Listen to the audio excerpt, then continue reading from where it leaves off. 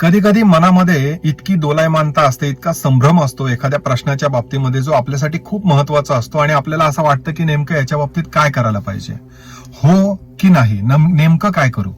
आणि मग जर समजा अशा दुविधेमध्ये तुम्ही अडकलेले असाल तर त्याच्यासाठी एक छोटासा उपाय सांगतोय, ट्राय करून बघायला हरकत नाहीये. जर 2-4 दिवसाचा वेळ तुमच्या हातामध्ये असेल तर हा उपाय करून बघा. रोज रात्री झोपण्यापूर्वी आपले कुलदैवत कुलस्वामिनीचं स्मरण करायचंय, माहित नसतील तर आपल्या इष्टदेवतेचं स्मरण करायचंय आणि स्मरण केल्यानंतर तो प्रश्न आपल्या मनामध्ये आणून आपल्याला प्रार्थना करायची की याच्या संदर्भात मला काहीतरी कौल दे, मला काहीतरी उत्तर दे, हो की नाही, नेमकं काय करू. तुम्हाला जाणवेल एक 2-3 दिवस तुम्ही हे केलं तर पहाटे 3-3:30च्या दरम्यान एकतर जाग येईल तुम्हाला आणि सेल्फ रिअलायझेशन होईल, तुम्हाला कळेल की आपल्याला नेमकं काय करायचंय, तुमचं तुम्हालाच उत्तर मिळेल.